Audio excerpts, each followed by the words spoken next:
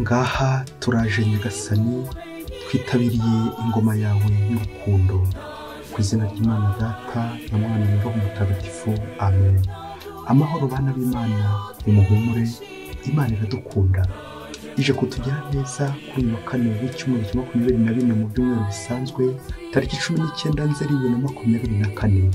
Ngaha amasomo ajye kuduhuza n'Imana. Isomo rya mbere ryo mu ya mbere Pawulo Mutagatifu yandikiye Abanyakorinti, umutwe wa 15 umurongo wa mbere kugeza ku 11. Bavandimwe, ndabibutsa inkuru nziza nabagejejeho, ariyo mwakiriye kandi mukamwihambiriyeho, ikaba ari nayo izabakiza niba muyikomeyeho nk'uko nabigishije.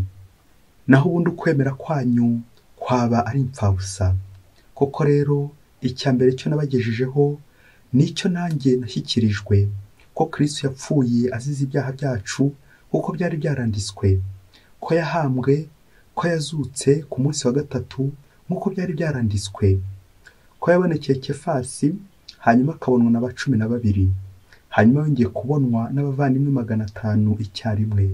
Abenshi muri bo baracyariho, abandi barapfuye. Hanyuma yabonekeye Yakobo, nyuma abonekera intumwa zose icyarimwe. Ubw'imperuka nanjye arambonekera, njye umeze nk'uwavutse imburagihe. Koko njyewe ndi uwa nyuma mu ntumwa zose, sinkwiriye no kwitwa intumwa kuko natoteje Kiliziya y'Imana.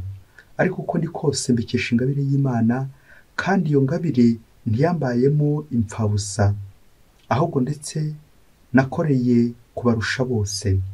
Nyamara si ku bwanjye, ni kubw'ingabire y'Imana indimo. Uko biri kose, yaba njye cyangwa bo, ngibyo ibyo twamamaza kandi ari byo mwemeye. Iryo ni ijambo ry'Imana. Zaburi ni 118. Nimusingize Uhoraho kuko ari umugwaneza. Nimusingize Uhoraho kuko ari umugwaneza, kandi urukundo rwe rugahoraho iteka. Imiryango ya Isirayeli n'ibivuga bisubiremo iti urukundo rwe ruhoraho iteka. Indyo y'Uhoraho yarihanukiriye, maze indyo y'Uhoraho igaragaza ibigwi. Oya, ntabwo nzapfa ahubwo nzaramba, maze mpore namamaza ibikorwa by'Uhoraho. Ni wowe Imana yanjye ndagushimira, Mana yanjye ndakurata. Reka ngusingize Nyagasani kuko wanyumvise, maze ukambera umukiza. Nimusingize Uhoraho kuko ari umugwaneza. Nyagasani Yesu nabane namwe. Amagambo mu Ivanjili ntagatifu ko yanditswe na Luka, umutwe wa 7 umurongo 36 kugeza ku 50. Muri icyo gihe umwe mu bafarisayo atumira Yesu ngo basangire. Yinjira iwe ajya ku meza, maze haza umugore warihabara mu mujyi. Yari yamenye ko Yesu ari ku meza mu nzu y'uwo mufarisayi, aza afite urweso rurimo umubavu. Nuko aturuka inyuma ya Yesu, yunama ku birenge bye arira. Amarira atonyangira ku birenge bya Yesu, abihanaguza imisatsi ye, agumya kubisoma anabisiga umubavu. Umufarisayo wamutumiye ngo abibone, aribwira ati, uyu muntu yaba umuhanuzi koko, bayamenye uyu mugore umukoro uwo ari we n'icyo ari cyo, ko ari umunyabyaha. Yesu araterura aramubwira ati, Simoni, mfite icyo nkubwira. Undi aravuga ati, mbwira mwigisha. Yesu ati, umuntu yari afite abantu 2 bamurimo umwenda. Umwe yari amurimo amadenari 500, undi 30. Babuze icyo bishyura, abarekera uwo mwenda. Muri abo bombi n'uwo uzarusha undi kumukunda? Simoni arasubiza ati, ndasanga ari uwarekeye umwenda munini. Yesu aramubwira ati, ushubije neza. Nuko ahindukira wa mugore abwira Simoni ati, urabona uyu mugore? Ninjiye mu nzu yawe, ndihasuka amazi ku birenge, naho we yuhagije ibirenge byanjye amarira ye, maze abihanaguza imisatsi ye. Ntiwampobeye unsoma, naho we kubaho ninjiriye mu nzu ntiyahwemye kunsoma ibirenge. Ntiwasize amavuta ahumura mu mutwe, naho we yansize umubavu ku birenge. Nicyo gitumye nkubwira nti, ibyaha bye byose uko bingana arabibabariwe kubera urukundo rwe rwinshi. Naho ubabariwe bike akunda buke. Nuko Yesu abwira uwo mugore ati, ibyaha byawe birakijijwe. Abari kumwe nawe ku meza batangira kwibaza bati, uyu ni muntu ki ugeza naho gukiza ibyaha? Nuko Yesu abwira uwo mugore ati, ukwemera kwawe kuragukijije, genda amahoro. Iyo ni Ivanjili ntagatifu. Ukwemera kwawe kuragukijije, genda amahoro. Yesu agira impuhwe nyinshi, ntiyanga abamusanga, akunda abamwegera bakamusaba ibyo bakeneye, tumuhabwe twese mu Karisitiya ye. Bayoboke b'Imana, nimugire amahoro. Aha tugeze ni kuri buri munsi, tuje dusanga Nyagasani, aradusanganira kandi dusangire nawe. Uze kuva aha ngaha wamubonye kandi nawe umwereke abandi, mwasangiye gusangira na Nyagasani. Muri aka kanya tujye kuzirikana ku ngingo yitwa imbabazi. Mu Gifaransa baravuga ngo le pardon. Bityo nawe uze gusohoka aha ngaha, niba hari umuntu utaraha imbabazi, uze kumuha imbabazi.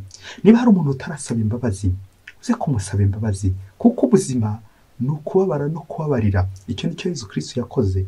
Nawe rero wongere urebe niba ufite umutima w'impuhwe, umutima w'imbabazi. Ijambo imbabazi ntirikabure mu rugo rwawe, ntugace ku rugo, ntirikabure mu nzu yawe. Imbabazi ntirikabure mu mutima wawe. Tujye kugenda ku ntera eshatu ziza kudufasha kubona Yesu, kubona imbabazi za Yesu, kubona Imana izitubabarira. Ijambo rya mbere ryitwa l'amour provoque le pardon. Urukundo ruhamagara imbabazi. Ijambo rya kabiri, le pardon provoque l'amour. Imbabazi nazo nyine zihamagara urukundo. Noneho ijambo rya gatatu riritwa ngo aimer égale donner et donner égale pardonner. Ngo gukunda ni ugutanga, kandi gutanga ni ugutanga imbabazi, ni ukubabarira. Gukunda ni ukubabarira. Wowe nanjye tuje kwegera imbabazi z'Imana, imbabazi z'igisagirane, impuhwe za Yesu, tugira ngo tugwe muri iyo nyanja y'impuhwe za Yesu. Twebwe abanyabyaha, Yesu atubabarire. Mubyeyi, hari ibyaha ufite ubona bikubabaje, ngwino ku nyanja y'impuhwe z'Imana twoge. Hari umuntu ufite wanze kubabarira, oga mu nyanja y'impuhwe z'Imana muri aka kanya. Hari umuntu ufite wumva utamwegera, wamwegera ukumva hari ibinyabwoba biri gukubaba, ngwino twegere impuhwe z'Imana. Yesu agira impuhwe nyinshi, ntiyanga abamusanga, akunda abamwegera bakamusaba ibyo bakeneye. Urasaba iki Yesu no munsi? Umusabe imbabazi, kuko arifuza nawe aje akugana, aje agusanga. Ni Yesu waje dusanga kugira ngo adusanganire, ubundi dusangire nawe. Iyi mbabazi ntizibure mu rugo rwawe, ntizibure mu mutima wawe. Twumvise mu isomo rya mbere hagarutsemo imbabazi. Imbabazi ku buryo Pawulo atubwira inkuru nziza. Iri jambo baryita la tradition. Tradition, uruhererekane. Uburyo Pawulo atubwira umurage w'urukundo. Yesu waducunguye ku musaraba, Yesu wapfuye akazuka. Aha niho Imana yanyujije imbabazi zayo. Imana itanga umwana wayo w'ikinege, Yesu wemera kwitanga kugira ngo ababarire abantu. Y'ibyo Pawulo yifuza gutubwira uno munsi, kugira ngo nanjye twongere dushyira amizero yacu mu izuka rya Kristo. Kristo wapfuye akangwa ku musaraba kugira ngo atubabarire ibyaha byacu. Ngize imbabazi Yesu yaduhaye ku musaraba. Kuwa gatanu mutagatifu ya saha ya 9, isaha y'impuhwe z'Imana, isaha y'imbabazi z'Imana. Ni Imana yatubabariye, natwe tubabarire bagenzi bacu buri munsi. Pawulo arasoza ibaruwa atwereka uburyo yari umunyabyaha, yagambaniye Kiliziya, yatoteje Kiliziya, ariko ku bwa nyuma Imana iramubabarira. Nta cya Nyagasani atababarira, no ku minota ya nyuma, no ku masegonda ya nyuma, Nyagasani aza gukomeza kugenda gushakashaka kugira ngo kubabarire. Wowe nanjye twoge mu nyanja y'impuhwe z'Imana, nyanja y'imbabazi z'Imana. Na nicyo umuririmbyi wa Zaburi nawe agaruka no munsi, kwakira impuhwe z'Imana, imbabazi z'Imana. Nimusingize Uhoraho kuko ari umugwaneza. Amen. Buri gihe cyose Imana igwa neza, buri gihe cyose Imana ihora yuzuye impuhwe n'imbabazi, buri gihe cyose Imana ihora irekereje gutubabarira kugira ngo itugirire neza. Ivanjiri nayo uyu munsi yuzuye imbabazi z'Imana, yuzuye impuhwe z'Imana. Ubwo twumva Yesu uzadusanga, akadusanganira, tugasangira nawe, turaza kumva uruhande Imana ijyaho. Imana ijya ku ruhande rw'umunyantege nke, Imana ijya ku ruhande rw'uwarenganye igira ngo umurengere, Imana ijya ku ruhande rw'umunyabyaha. Turaza kumva ubwoko bubiri bw'abanyabyaha muri iyi vanjiri turabona impande ebyiri. Hari uruhande rwa Simoni none umunyabyaha, n'uruhande rwa Mariya Madarena nawe n'umunyabyaha ku rundi ruhande. Reka duhere ku ruhande rwa Simoni, ukuntu Yesu aje we bagasangira. Abanditsi b'amavanjiri iyo bagiye kuvuga abafarizayi, abenshi bavuga nabi, nka Mariko na Matayo bagaragaza uburyo abafarizayi bari bahanganye na Yesu, narinjye kuvuga abanzi ba Yesu bamurwanya. Noneho Luka turamwumva, yavanjiri y'impuhwe, yavanjiri y'ibyishimo n'imbabazi, yerekana abafarizayi ku ruhande rwiza, babandi batumira Yesu bagasangira. Inshuro 3 muri ivanjiri Luka agaruka uburyo Yesu atumirwa mu bafarizayi ubundi bagasangira. Ahambere Luka umutwe wa 7 umurongo 36 uko tumaze kubizirikana ari kwa Simoni. Luka umutwe wa 11 umurongo 37 na Luka umutwe wa 14 umurongo wa mbere, aho se batugaragariza uruhande rwisa rw'abafarizayi batumira Yesu bagasangira na Yesu. Uko gusangira rero biratwerekeza kuri Ukarisiya, handi duhurira na Yesu tugasangira, tugasabana, tukugumwe na Yesu. N'abafarizayi babandi bari ku ruhande rwe bose bakaza imbere ya Yesu, kuza imbere ya Yesu, gusangira na Yesu. Ubwo n'uruhande rumwe rwo kwa Simoni watumiye Yesu. Ku rundi ruhande turabona Simoni nanone araza guhinduka nanjye kuvuga umwere imbere ya Mariya Madarena. Ubwo tumwumvise yatumiye Yesu, ariko nanone atangiye aca urubanza ati Yesu uriya wamumenye, Mariya Madarena uramuzi? Aha tukaza kubona uburyo kuri ya ruhande rwa Mariya Madarena umunyabyaha rwimbi, uburyo ari uruhande rubi. Uruhande rwa Mariya Madarena nanjye kuvuga ruteye ishozi, igisebo, uburyo Mariya Madarena yahungiye kwa Yesu abona niho asigaje gusa. Kubera ko muri iki gihe cya Yesu abanyabyaha baratotezwaga, cyane cyane abadukanye ingeso mbi z'ubusambanyi. Mbese nta naho bari kongera kunyura muri rubanda, bahawe akato, babakwena induru. Twumva uburyo yidumbukije akanyura kuri uyu muryango, muri iyi nzu, yumvise ko Yesu arimo, akajya gushaka Yesu. Kubera iki? Ndahandi yarasigariye usibye kuri Yesu.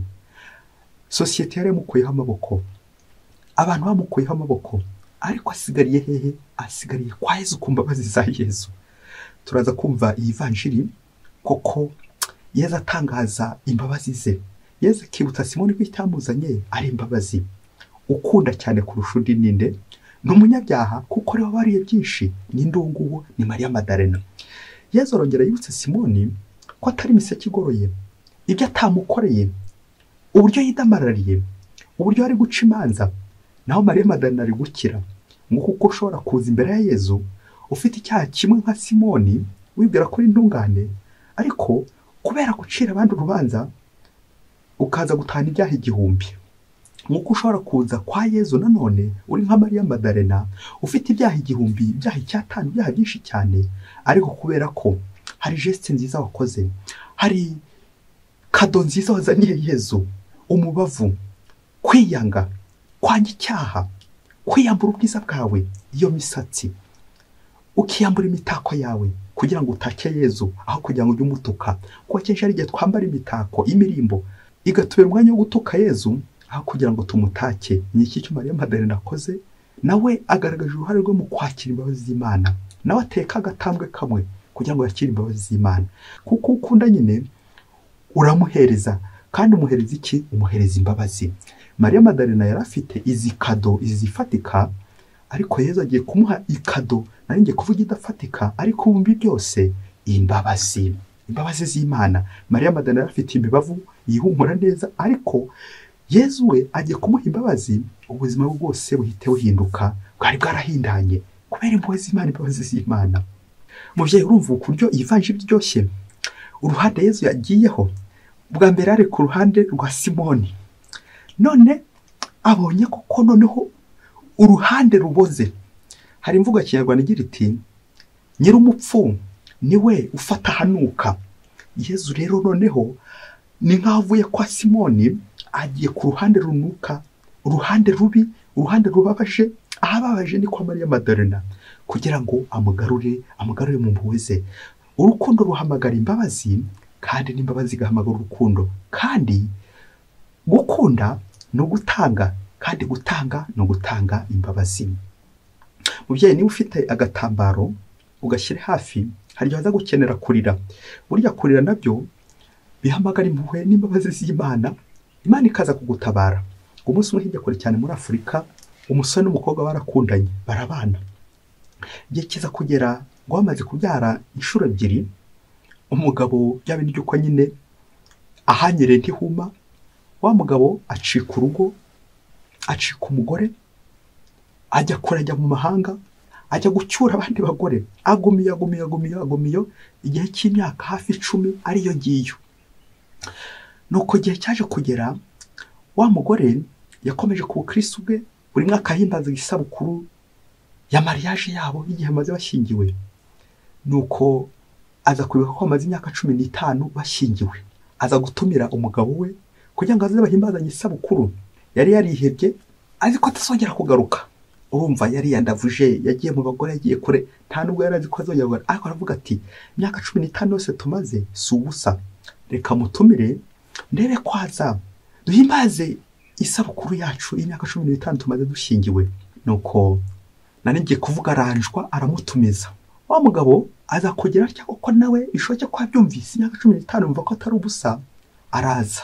Baje guhimbaza iyo myaka, uruva amaze imyaka 10 yose mu gihuru, yaragiye hirya mu ndaya mu bagore. Nuko ageze mu rugo, barishima, bararya. Nuko igihe cyo gutangana kado kiragera. Umugore ngo yarateguye kado umugabo we, n'umugabo nawe no muri bwa burara bwe ngo nawe yarateguye kado aza guhereza umugore we. Ariko birinda kuzifungura mu ruhame kubera ko buri wese yapinze kado y'undi, bitewe n'igihe kirekire bari bamaranye badahura, batanahuza, batanabyitayeho. Nuko ubukwe burangiye, umwe agira amatsiko yo kujya gufungura kado mugenzi we yamuhaye. Umugabo wari wanza gufungura, afunguye kado asanga umugore yateretsemo ifoto bakirambagizanya, yanditseho ijambo ati, uribuka uyu munsi n'amagambo meza wambwiraga. Aratangira ararira kuko yamubwiraga ko ari sheri, amagambo meza yamubwiraga. Wa mugabo aratangira ararira, arijwe nuko nyine yahemukiye umugore we, akajya hirya mu gihuru gukunda abandi, akibagirwa umugore we. Aratangira ararira kubera iki ya foto. Nyuma y'imyaka 17 bakirambagizanya, arayimuzanira, arayimuhereza. Umugore nawe afunguye kado umugabo yamuhaye, neza arumirwa.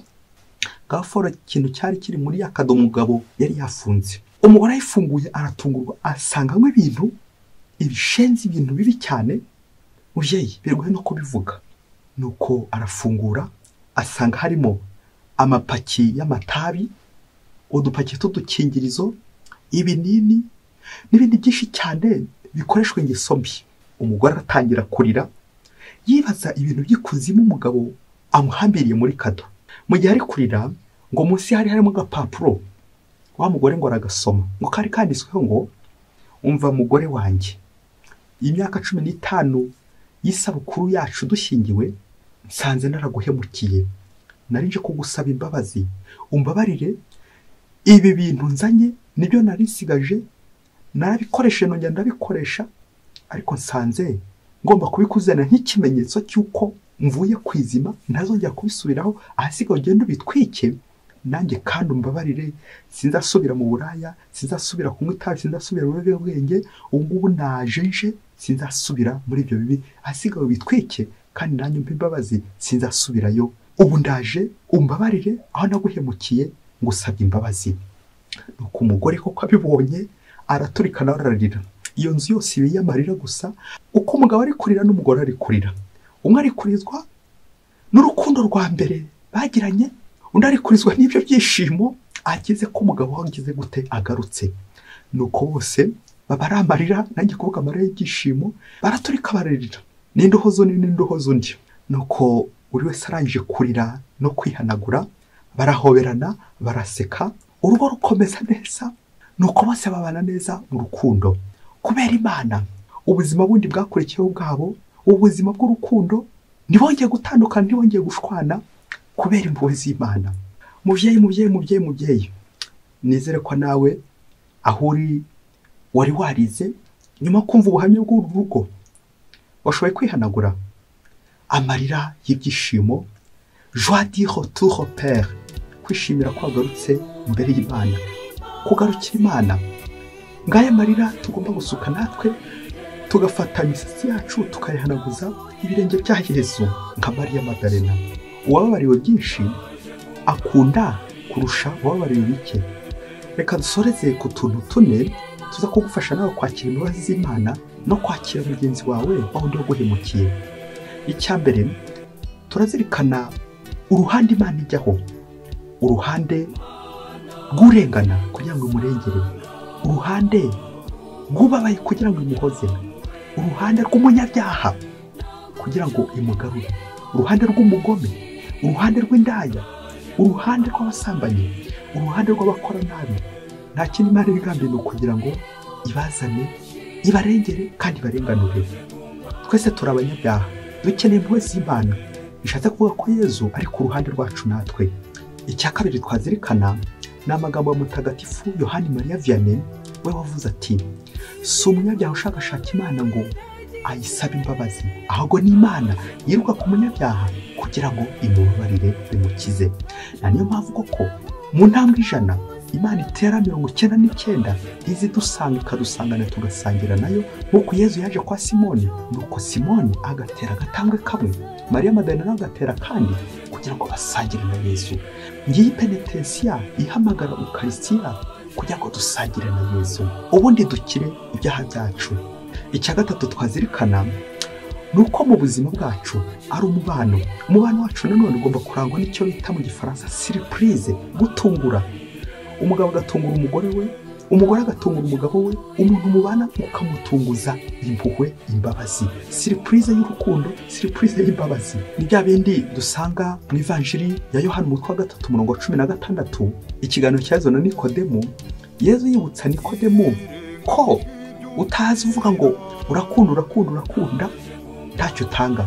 Ni Imana ubwayo yatanze kadushyushye iryoshye, kado y'umwana wayo Yesu Kristo waducunguye. Nawe rero niba ukunda umuntu, ushakisha akantu umuhereza, iyo ushakisha akado ka surprise umutungure, wumve uramuhamagaye, wumve hari akantu umubwiye, wumve hari ijambo ryiza umubwiye, wumve hari agakado wamuremeye, kado yo gushyigikira umuvandimwe, kuko ukunda nyine uranamuhereza, uranamwitangira. Surprise mubyeyi ntikabure mu rugo rwawe, surprise. Icya kane tuye gusorezaho ni ikintu bita kwibuka ibihe bya kera, de rappel. Buri ibyo bihe byose bizana imbabazi, kongera kwibuka aho Nyagasani yamukuye, ibyago warurimo, bwa burwayi bwari bwanze gukira, za mbabazi Nyagasani yakugiriye. Niba ushinze urugo ukibuka cya gihe murambagizanya, ukibuka cya gihe mugikundanye, cya gihe ku ntangiriro byari bigenze bite. Niba warihaye Imana ukongera ukibuka harya ntangira groupe vocationnel, Imana iri kumpamagara, Imana iri kumpamagara muri umuryango, Imana iri kumpamagara kugira ngo nikorere, harya byatangiye bite. Ka surprise, kongera kwibuka byari Imana yagukoreye byose, kongera kwibuka ukuntu wagendaga, ukuntu watangiye, byose ukagenda byibuka. Buriya nubona watangiye no kubivanga, uzongera wirukire muri filime, vuga uti harya ya foto iteye ite, ya foto ndi gusezerana, ya foto ndi guhabwa ubupadiri, ya foto ndi gusezerana, ya foto ndi kwinjira mu muryango w'abihaye Imana, ya foto ntangiye urugo, ntangiye mariage, ya foto dushyingirwa. Ayo mafoto ni amafoto meza, ujye uyareba, ujye uyibutsa, ushyiramo kaga filime, wongere wibutse uti harya cya gihe ndi kwemera ibi bintu yari ngewe, ko ntagiye kubivanga se. Buri gihe cyose uvuga uti wongere wibuke kwibuka imbabazi z'Imana, kwibuka aho Nyagasani yakuye, kwibuka za mpuhwe z'Imana. Nawe rero wongere wibutse amateka yo gucungurwa kwawe, uraza gusanga wuzuye impuhwe z'Imana, imbabazi z'Imana. Bityo nawe ukunda Imana cyane, ukunde Yesu kurusha ibyo bintu, ukunde Yesu kurusha abandi, kuko uraza kureba usange hari byinshi cyane Imana yakubabariye utajyaga wibuka. Nuko rero uve mu cyaha ugana ubutungane bwa Yesu. Yesu aragukunda, arifuza ko nawe wamukunda. Kwisi Imana ibahe umugisha. Imana Data na Mwana na Roho Mutagatifu. Amen. Padiri Mukola Gisirasi wa Diyosezi ya Cyangugu.